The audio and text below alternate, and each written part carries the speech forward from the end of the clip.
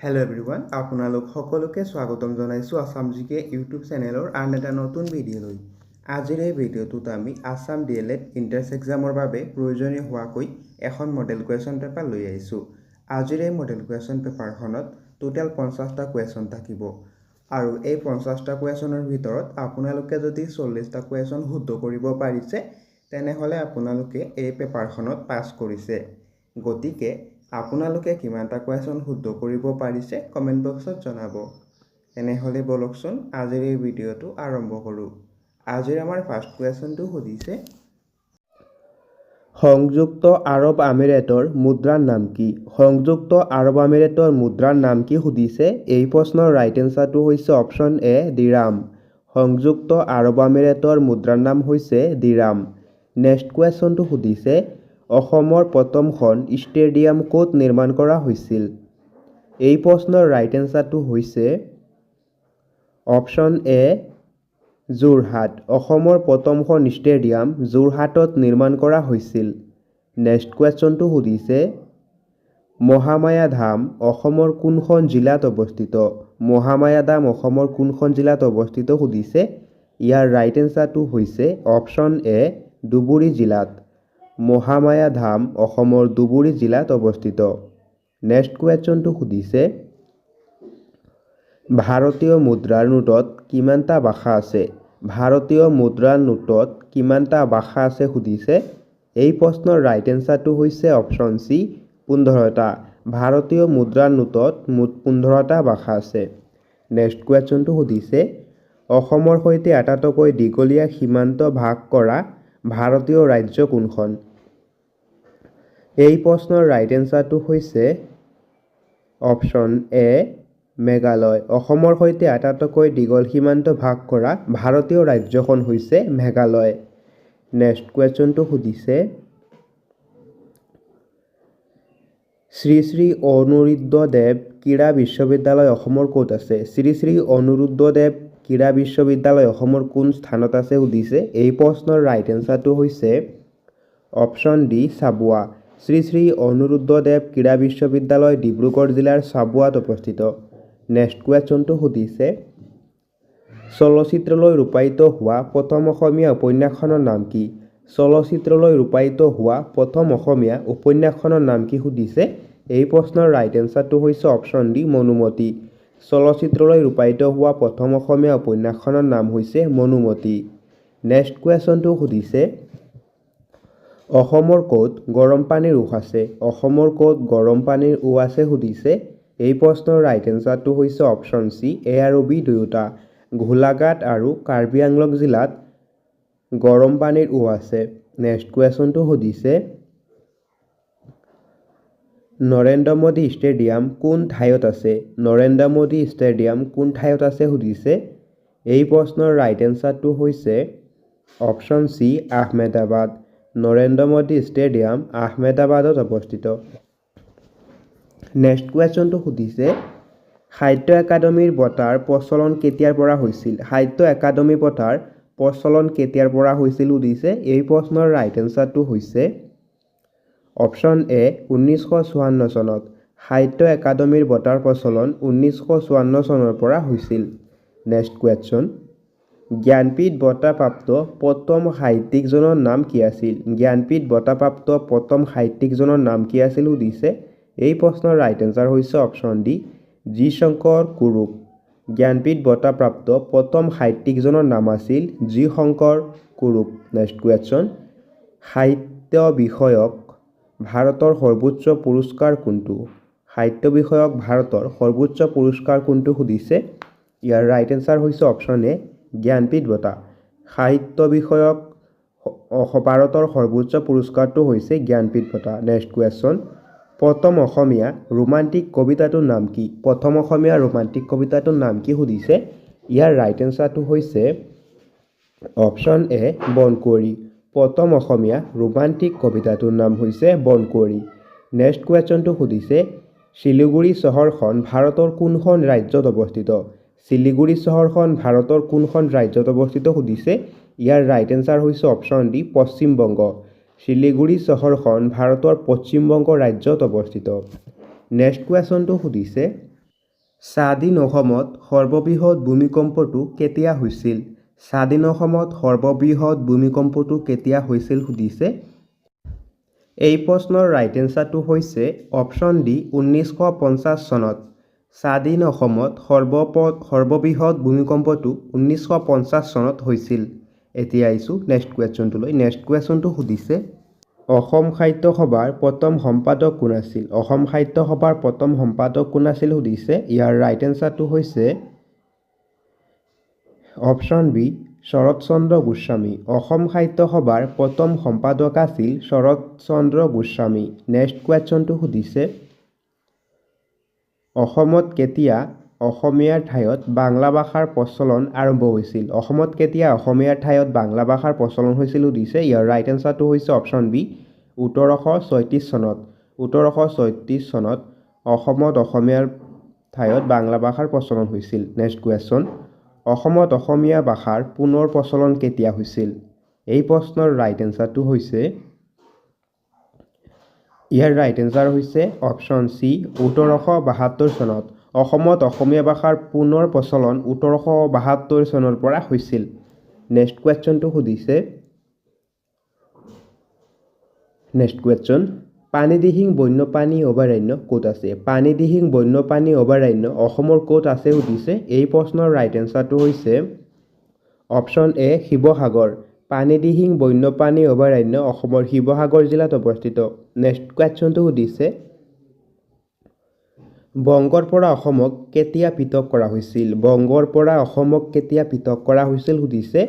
ইয়াৰ right এনচাৰটো হৈছে option B 1874 চনত। বংগৰ পৰা অসমক 1874 চনত পৃথক কৰা হৈছিল।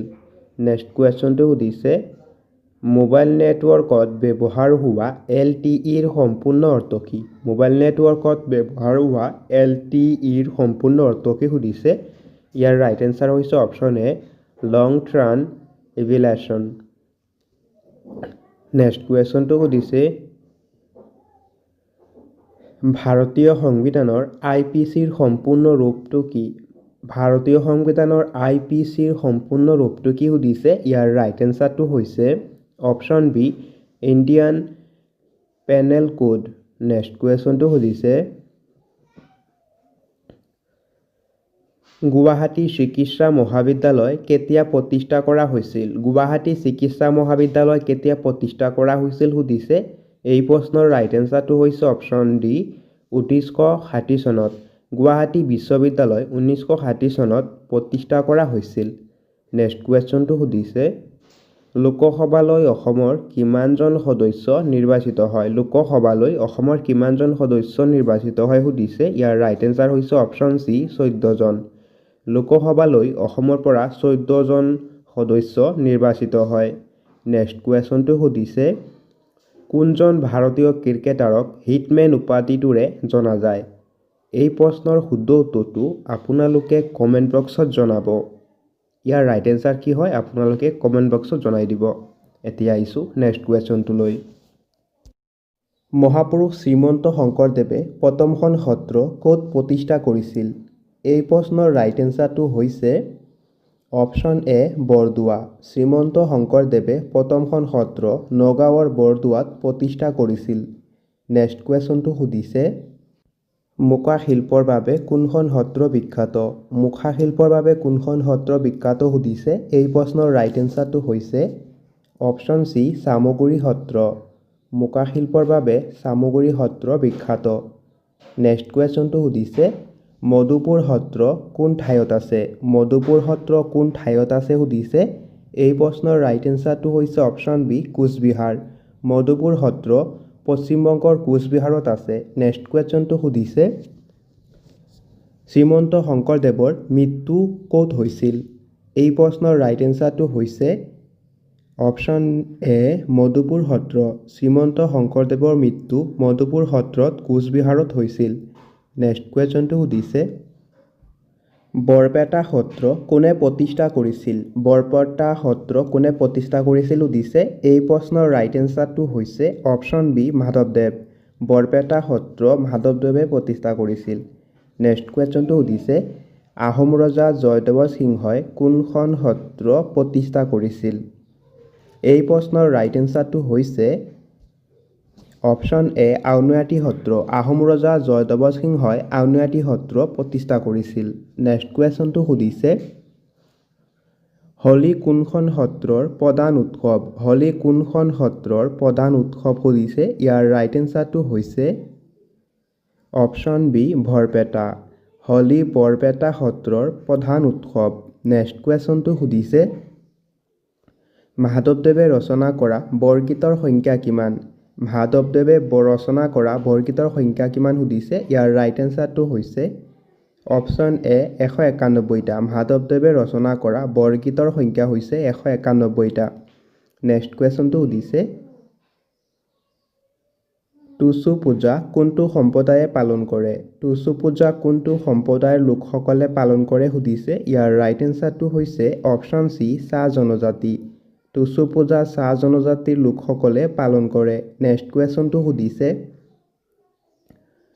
কোনটো সম্প্ৰদায়ে বৈশাগু উৎসৱ পালন কৰে? কোনটো সম্প্ৰদায়ে বৈশাগু উৎসৱ পালন কৰে সুধিছে। ইয়াৰ ৰাইট এনচাৰটো হৈছে অপশ্যন ডি বড়োসকলে। বড়োসকলে বৈশাগু উৎসৱ পালন কৰে। নেক্সট কুৱেশ্যনটো সুধিছে ফাগুন মাহৰ প্ৰথমটো বুধবাৰে কি উৎসৱ উদযাপন কৰা হয়? ফাগুন মাহৰ প্ৰথমটো বুধবাৰে কি উৎসৱ উদযাপন কৰা হয় সুধিছে। ইয়াৰ ৰাইট এনচাৰ হৈছে অপশ্যন এ আলি আই লৃগাং। ফাগুন মাহৰ প্ৰথমটো বুধবাৰে আলি আই লৃগাং উৎসৱ উদযাপন কৰা হয়। নেক্সট কুৱেশ্যনটো সুধিছে অসমীয়া ভাষাত জিকিৰ আৰু জাৰি গীত কোনে ৰচনা কৰিছিল?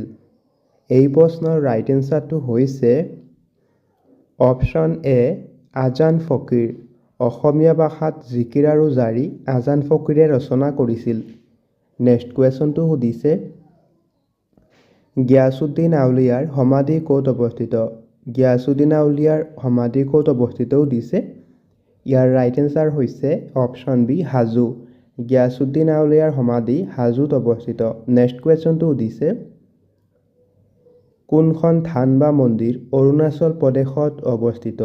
এই প্ৰশ্নৰ ৰাইট এনচাৰটো হৈছে অপশ্যন এ মালিনী থান। মালিনী থান অৰুণাচল প্ৰদেশত অৱস্থিত। নেক্সট কুৱেশ্যনটো সুধিছে কোনটো মন্দিৰৰ চালিখন তামেৰে নিৰ্মিত? কোনটো মন্দিৰৰ চালিখন তামেৰে নিৰ্মিত সুধিছে। ইয়াৰ ৰাইট এনচাৰ হৈছে অপশ্যন ডি তামেশ্বৰী মন্দিৰ। তামেশ্বৰী মন্দিৰৰ চালিখন তামেৰে নিৰ্মিত। নেক্সট কুৱেশ্যন কোনখন স্থানক অসমৰ খাজুৰাহো বুলি জনা যায়? এই প্ৰশ্নৰ ৰাইট এনচাৰ হৈছে অপশ্যন চি মদন কামদেৱ মন্দিৰ। মদন কামদেৱ মন্দিৰক অসমৰ খাজুৰাহো বুলি জনা যায়। নেক্সট কুৱেশ্যনটো সুধিছে বৰৰজা অম্বিকাই কোনটো মন্দিৰ নিৰ্মাণ কৰিছিল? বৰৰজা অম্বিকাই কোনটো মন্দিৰ নিৰ্মাণ কৰিছিল সুধিছে। এই প্ৰশ্নৰ ৰাইট এনচাৰ হৈছে অপশ্যন বি শিৱদৌল। বৰৰজা অম্বিকাই শিৱদৌল মন্দিৰ নিৰ্মাণ কৰিছিল। নেক্সট কুৱেশ্যন জ্যোতি চিত্ৰবন কোন চনত প্ৰতিষ্ঠা কৰা হৈছিল? জ্যোতি চিত্ৰবন কোন চনত প্ৰতিষ্ঠা কৰা হৈছিল সুধিছে।